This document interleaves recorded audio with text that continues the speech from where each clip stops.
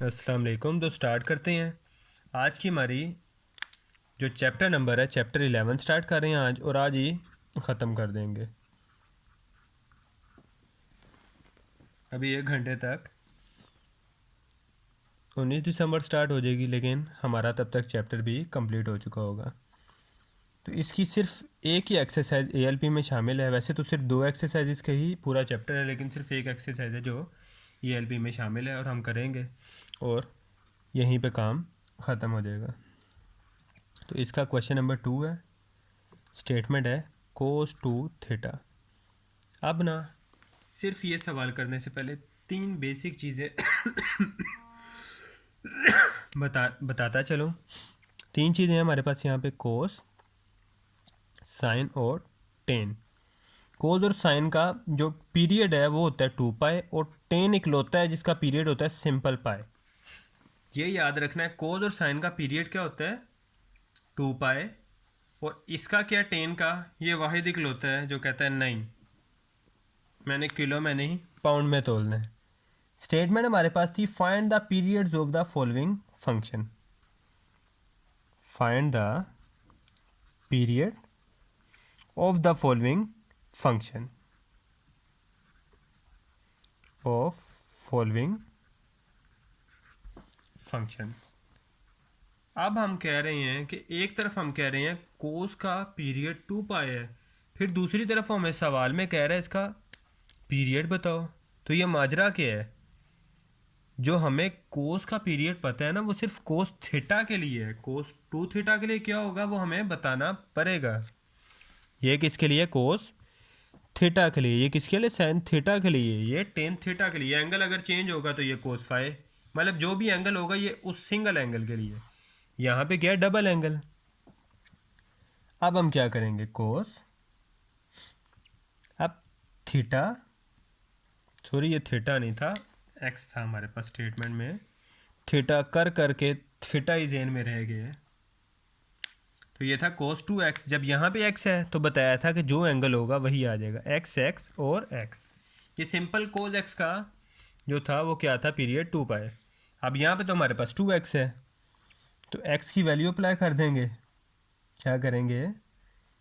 x की value, या फिर सिंपल 2x, और उसका पीरियड क्या था? +2 पाई। यहाँ तक तो सबको समझ आ गई, कोई इशू वाली बात तो नहीं। अब यहाँ से 2 कॉमन नहीं आ रहा जी, बिल्कुल आ रहा है। तो 2 कॉमन आया तो x प्लस पाई। तो जो सिंपल कोस 2x का हमारे पास पीरियड आएगा वो क्या है? पाई। जो हमारे पास सब कुछ कॉमन लेने के बाद अंदर बचेगा वही हमारा उस चीज़ का पीरियड होगा। सिंगल के लिए ये है, इसका जो हमने निकाला वो सिंपल पाई आ गया। अब चलते हैं क्वेश्चन नंबर 3 पे। बाकी सवाल नहीं, अगर मौजूद होते तो उससे करके ज़रा ज़्यादा क्लैरिटी के साथ मैं गाइड कर देता, लेकिन चलो जितने हैं हम उसी में अपना जवाब क्लियर कर लेंगे। 10 का बताया था क्या था? पाई। स्टार्ट करते हैं सवाल। 10 4x, ये प्लस क्या हो जाएगा? सिंपल पाई। अब इसमें से हमने 4 कॉमन लेना है, जैसे तैसे लेना ही लेना है। अब अगर आपने नोट किया हो तो कई दफ़ा कुछ सवाल ऐसे होते थे, जैसे कंप्लीटिंग स्क्वायर में अगर आपको याद हो, आपने किसी चीज़ को ओवर की फॉर्म में या उसको डिवाइड की फॉर्म में लाना होता था।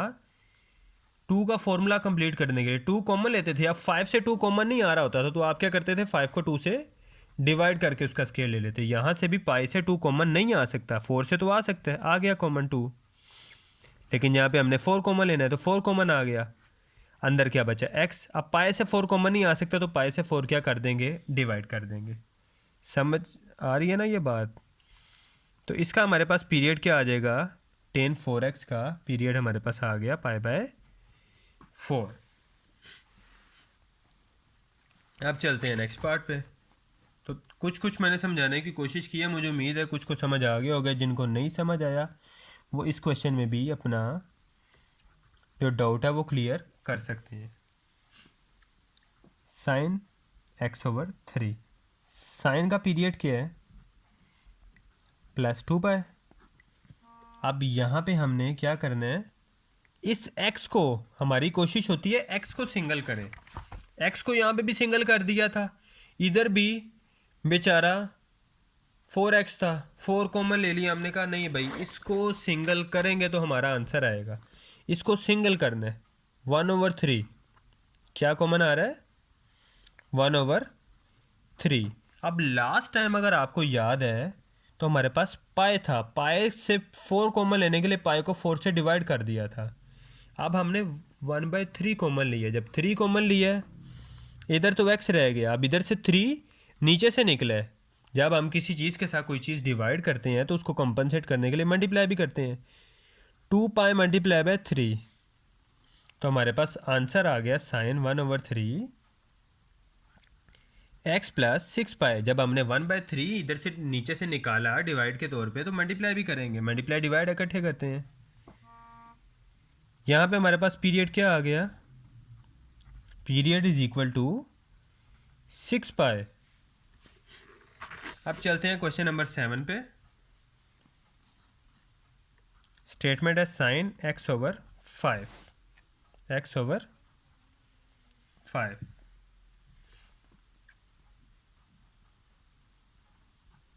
साइन x/5 प्लस साइन का होता है 2 पाई। अब यहाँ से 1/5 कॉमन लेना है, तो साइन 1/5 कॉमन आया, अंदर बचा x प्लस, अब चूंकि 5 कॉमन आ रहा था तो 5 मल्टीप्लाई भी होगा,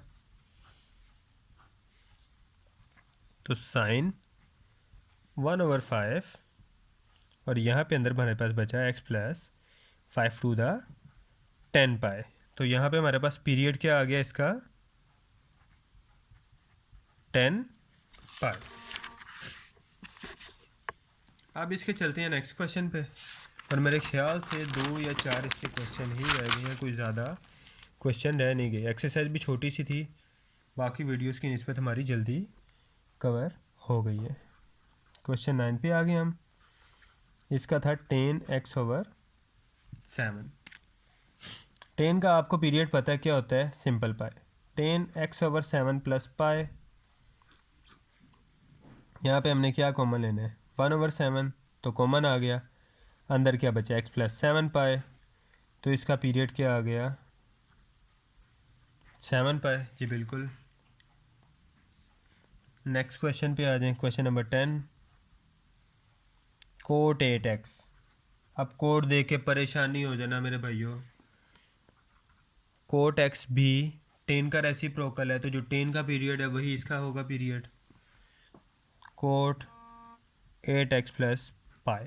अब यहाँ से 8 कॉमन लेना है, तो जब 8 कॉमन आएगा तो अंदर पाई से क्या हो जाएगा, 8 डिवाइड हो जाएगा, तो इसका पीरियड क्या आ जाएगा, period is equal to pi by 8। Next इसका जो क्वेश्चन है, क्वेश्चन नंबर 15, उसकी स्टेटमेंट वो बता रहा है 3 cos x/5, 3 cos x/5। अब अगर ये देखो तो हमारे पास क्या होगा, 3 cos का पीरियड क्या होता है, प्लस 2 पाई। यहाँ से क्या कॉमन लेना है, 1/5, तो अंदर क्या बचा हमारे पास, यहाँ से तो 1/5 कॉमन आ गया, यहाँ से 5 क्या हुआ, मल्टीप्लाई हुआ, अंदर आ गया हमारे पास 3 cos 1/5 x प्लस 10 पाई। तो पीरियड हमारे पास क्या आ जाता है इसका, 10 पाई। और यहाँ पे हमारी एक्सरसाइज कंप्लीट हो रही है, ये एक्सरसाइज का लास्ट क्वेश्चन था। बाकी मिलते हैं इंशाल्लाह चैप्टर नंबर 12 में। अल्लाह हाफिज़। बाकी हमारी कोशिश है कि जिसने भी लास्ट चैप्टर नहीं किए वो पहले लास्ट वीडियोस देख ले, फिर आगे चले, ताकि उसकी ग्रिप बनी रहे, क्योंकि ट्रिग्नोमेट्री ऐसे चैप्टर की सीरीज़ है, अगर आपने उससे पिछला चैप्टर नहीं किया होगा तो आपको अगला चैप्टर समझ नहीं आएगा। तो जिसने स्टार्ट करना है वो 9 से स्टार्ट करे। चलें चलते हैं, अल्लाह हाफिज़।